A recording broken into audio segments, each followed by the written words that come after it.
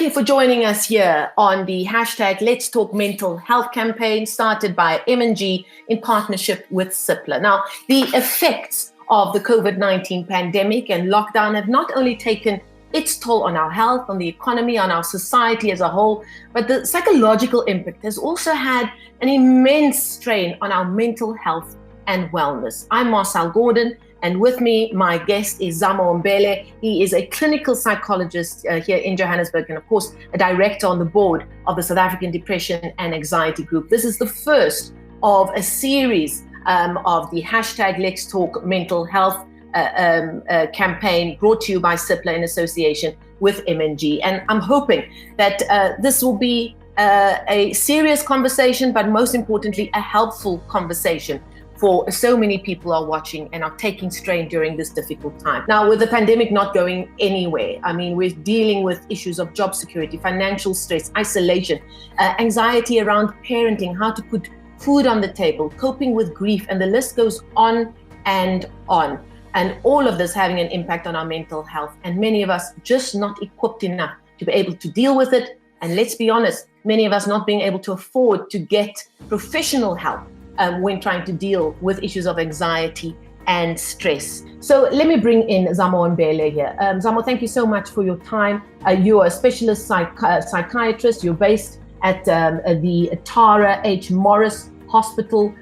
You also form part of the multidisciplinary team at the Wits Donald Gordon Medical Center in Parktown, where you provide individual psychotherapy and professional collegial consultation. But I do believe your work with the SA Depression and Anxiety Group is probably what sits closest to your heart during this time. How have you and your colleagues dealt with the great upsurge in people needing help during this difficult time? Thanks, Marcel, for the invitation and for having me contribute to this conversation. And just a point of clarity, I'm specialist clinical psychologist and not psychiatrist, so everything else was correct, yes. I think it's a very difficult question to answer because of the time that we have. We've had to know and face that we are not immune to the stress and distress that everybody else is experiencing. I think that at the beginning there was maybe a bit of adrenaline around having to be frontline and responders and assistant help. Though soon enough we had to know and realize that we too would need a lot of support. And so we've needed to pay attention to our own signs and symptoms of burnout, of distress, of anxiety, so on and so forth. And one of the projects that has come out of it is really a consortium that has developed the Healthcare Response Network, which is a network of psychiatrists and psychologists and social workers dedicated to responding to all of our frontliners. And it's really been taken up with a lot of requests from doctors and nurses and porters and so on and so forth. And we're quite proud of that because we do realize the impact. The second way that we've tried to deal with it, of course, is really to avail ourselves in the response to a general population, which is going through probably the hardest time in decades. And from the South African Depression and Anxiety side, we made a call that we couldn't close our helpline. And as far as possible, we had to increase the people that were working in our shifts. And I mean, you will be surprised to hear that we receive anything from 1,500 to 3,000 correspondence a day from people wanting to get help. So we've needed to upskill our counselors. We've needed to make our phone lines available. And we really appreciate the support, for example, even from Cipla in order to get that going.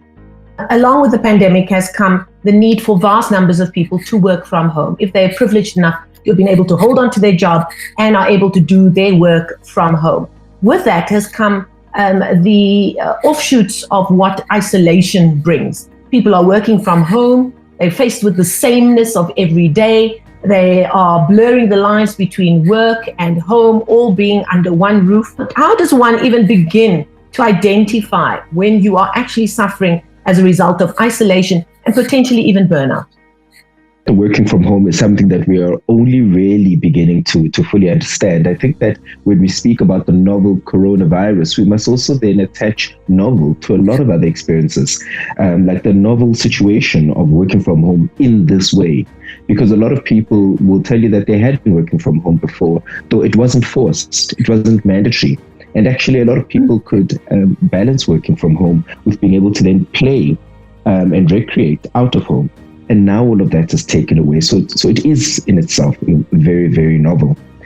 I think that the other way of thinking about the extent of the impact of working from home is to also think that I think a lot of people are now homing from work. And as you correctly said, to the extent that they're privileged enough to do that, actually, it can really feel and be that now you're actually also just living from the office. And when we think of it in that regard, you can get to know how incredibly distressing that must be. It must have a huge impact for very many reasons, because work and home should be in many ways separated for very many different things. And burnout and exhaustion and fatigue are to be expected if one feels like they're always working or always at work. We know the behavioral and emotional impact of being in an environment where you feel like you're being assessed. And if one is experiencing that 24 hours and for an extended period, the fatigue and the burnout is not imagined. And the increase, for example, in cortisol levels and so on and so forth is not imagined. It must be true. Even the idea of working from home, what else it does is that it takes away the commute and the transition. And I think that commute is so important for home and work to prepare yourself to and also to decompress. And that has been taken away. So it also takes away the ability to escape to and from both environments. Sometimes you need home to escape from work. And actually, sometimes you need work to escape from the difficulties of home. And that's been taken away. And you can then imagine that those functions, which used to contain some burnout and fatigue, when they're not there, it's very likely that one will be experiencing that. What kind of impact does that sameness have? And what can people do to counteract that, to ensure that they don't get sucked in and find themselves in some kind of psychic stress or distress? That novelty has worn off. And I think what creeps in is monotony instead of novelty. And monotony can be exhausting, that kind of repetitive again and again, especially because one of our instincts is for novelty. It's actually to go out and to seek and to explore and to find new experiences in many ways. And monotony is very opposed to that. One of the impacts as a result then that comes with that monotony is that the working from home and homing from work kind of drudgery starts to seep in. So at the work environment, you can get irritated, annoyed, and frustrated. So there's something that can contain it, which is going home to complain, so to speak. And similarly, you can get the same at home and then going to work and saying, oh my goodness, there was this, that, and the other this morning or last night. Now it's all in one. The complainers and complainants are the same people. And it's not a surprise as a result that we're getting a lot of couples presenting with a lot more distress, a lot of families presenting with a lot more distress, because it does take its toll on the relationships that you have. Though it is important, for example, to try and follow trends of experiments that people are doing. For example, mandatory water cooler conversations where people can log on and just be quiet and listen to others, or actually be in the background, kind of a moment of disengaging, both at the beginning of the day, in the middle, and at the end of it, with your colleagues, with friends and family, and trying, as far as possible at home, to have a routine of structure. So trying to know that this is when you'll start work, this is when you'll take a break, and this is when you will stop. So that as far as possible, we can try and install synthetic boundaries in this work-home environment. And the last one, which is always the most difficult one to speak to, because it's really a privileged one, is literally physical spacing as far as possible, to try and actually even put your work environment out of sight, if that is possible. How does one then also deal with burnout? We're seeing more and more research showing that people who are working from home are actually going above and beyond when it comes to how many hours they are putting in. Because there's that blurring, you're working perhaps from your coffee table or your dining room table, so the laptop is always there, it's always open. And we're finding in research being done over the last year or so that burnout is now a massive issue, because people also feel like, I need to show my bosses I'm not just lazing about at home, I'm actually doing work and answering emails at 2:00 in the morning and not just during office hours. How does one even know that you are potentially on the verge of having a burnout in a situation like that? Knowing it so that you can notice it. And one of the things that we know is that we are more likely to experience burnout now, not just because we're working from home. And yes, you're right. Research is quite clear that people are actually more likely to put in more hours than they did working from an office or the office or some sort of working space.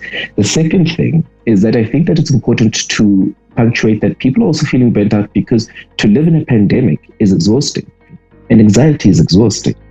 And that anxiety is catching up with the news, watching the numbers, what is the state of affairs, vaccines, all the way through to we do not realize the energy expanded in having to be careful. Where's my mask? Wearing the mask, washing of hands, sanitizing, keeping a distance. Can I go here? What are the new rules? That in and of itself is contributing to a burnout. I wanted to come back then specifically to work and burnout. And I think that what we know is that what can be really helpful for burnout is resting and recreating. So it's really important to counteract burnout by doing something different. Burnout is a result of many things, including a continuous non-stop working. And when you rest and you stop the working and you do nothing, you're deliberate about doing nothing, then you stop that monotony and you give yourself an opportunity to recuperate. But when you also are very deliberate about recreating, which is a different type of timeout, being deliberate about doing something that actually does give you energy, it can also really counteract burnout. One last point in order to assist with a burnout is we also know that a lot of research points and shows us that burnout is also a result of doing the same thing again and again. And when I speak, for example, with journalists and people in media, because I love speaking to that forum, is to say, if you're going to cover the same story or the same type of story in the same genre, you are more prone and more likely to experience burnout, as opposed to potentially working the same hours, but doing a variety of things. And I know that it's very difficult for a lot of people in media because we are moving into much more of a streamlined specialist field. So always covering COVID and not giving yourself also to cover maybe some good news, inspirational news, can really contribute to burnout. And so you can see how you can translate that generically to people who are doing work. It's not just always doing work. It's also the type of work that you're doing. Some work will deplete you, but some work will energize you. And finding a good combination of the two is what is really helpful in counteracting burnout. You brought up a point earlier in that answer about the role of social media. And I believe they now call it the death scroll. Where we just find ourselves scrolling and all we're seeing is post upon post and story upon story about death, about loss, about COVID, about the economies of the world being in distress. And that is why they now call it the death scroll. But we're also dealing with a lot of people who are living in isolation, and they find that social media is almost their only outlet and their only contact with the outside world. How do we counteract the need to stay connected, the need to stay updated, the need to be in contact in some way, shape or form with the outside world, especially if you're isolated, with managing the amount of negativity, the amount of those kinds of stories that you are actually physically able and healthily to process? I think the first comment about the death scroll, and I didn't know actually that that's what they were calling it, though. I think it's so helpful to call it that, because you're right.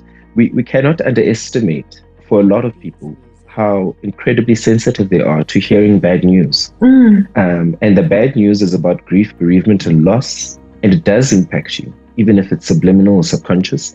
And it's also about how difficult things are out there, and the consumption of it can be incredibly distressing and depressing.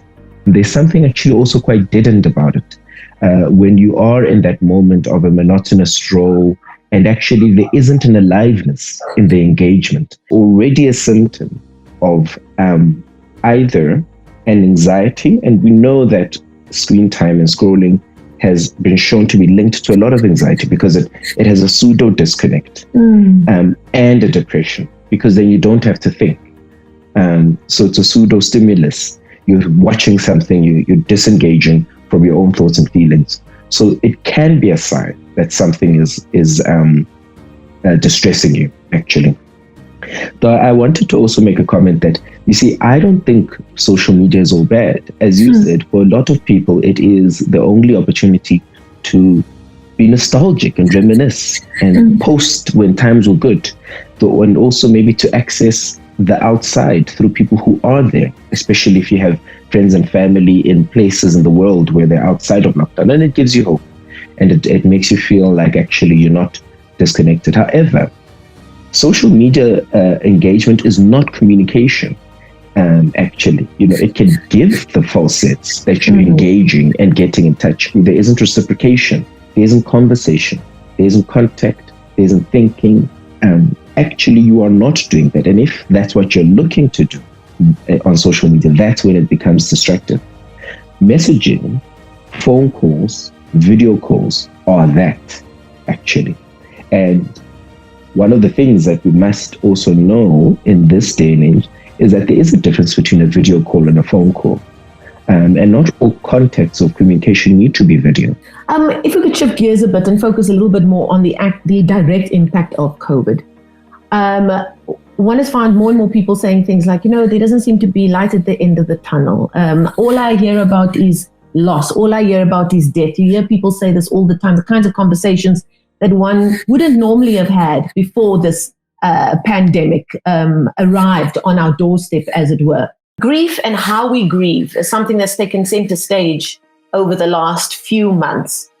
How difficult has it been for those in positions like yourself to help people deal with these unending streams and waves of grief? Because we always say time is a healer when it comes to grief, but we have found that families haven't even had time to grieve with one person before another loss or another death is being announced. Absolutely. And actually, it's related to the social media conversation, because it's not just that you haven't had time to grieve your absolute close friends and family, but really hearing about the losses of other people who may be relatively close or even distant can be burdensome.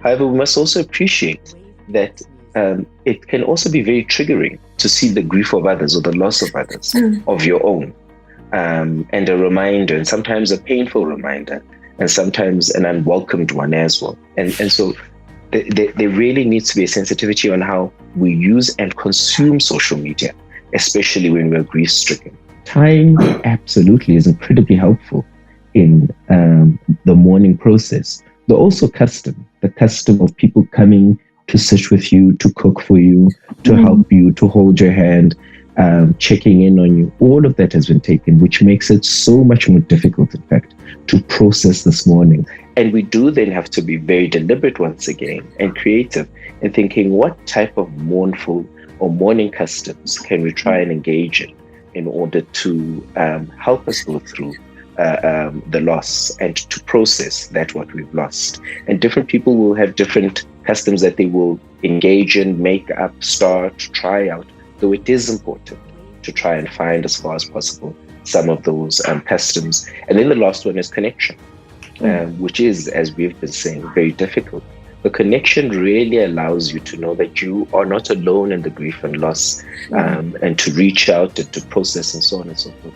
So to try as far as possible not to remain disconnected, not just from your own pain, but from people as well, can be incredibly helpful. I read somewhere about something called complicated grief, that somebody is more likely to suffer from something called complicated grief if they've lost a loved one who was in intensive care for a period of time, or when you have not had a chance to say goodbye to that person. How do you know when you are actually struggling with this thing called complicated grief?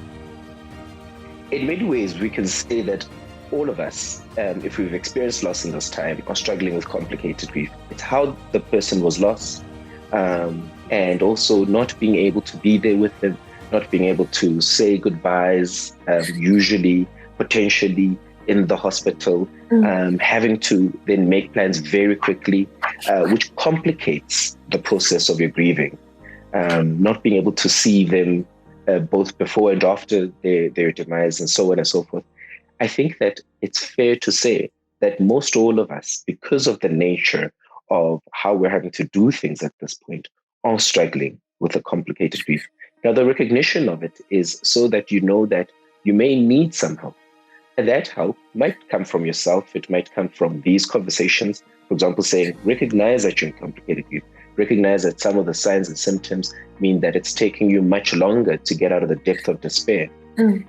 Though the other help that you might get is professional help if you need it, speaking to counselors, psychotherapists, psychologists, psychiatrists, speaking to professionals who may be able to help you with the complicated grief that you are struggling. Bereavement, grief, and loss is not exclusive to things and people and persons. It also applies absolutely to ideas. And when we have lost livelihoods, there's grief involved. When we've lost holiday plans, actually, there's grief involved. When we've lost the ability to do things with such ease, see people without really thinking about it twice, and so on and so forth, we've lost something. And then we are all actually in a state of grief and bereavement. All of that loss actually does have an impact on us. Knowing what has been lost, saying goodbye, and then potentially knowing what is left after the loss might be one of the helpful ways to, quote you, to potentially find some sort of peace or resolution.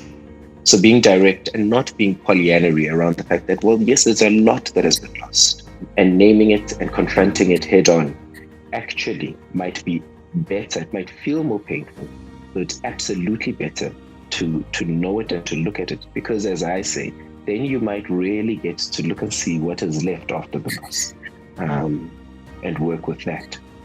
Now, naming something and confronting what we're feeling is something that we as adults need to be encouraged to do. How do we help the children in our lives to recognize what they're feeling and how they can process it?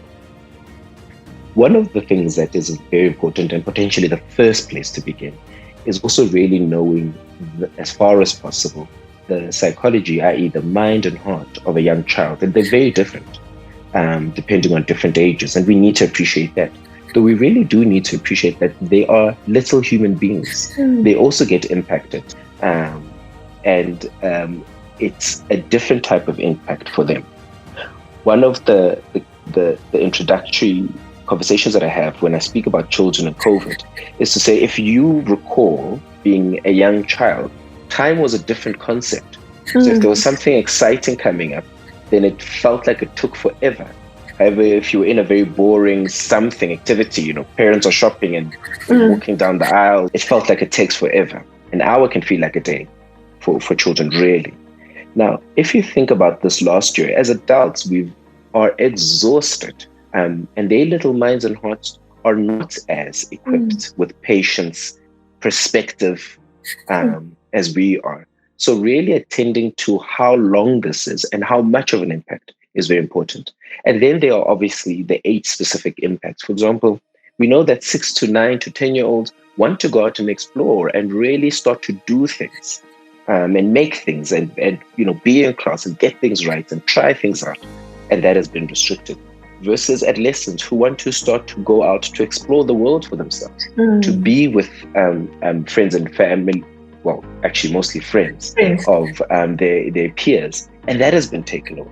So understanding the nuanced differences of different age groups is incredibly important. And, we could even speak for little kiddies. A lot of pediatricians will tell you that even something as mechanical as getting vaccines and checkups, that has been impacted.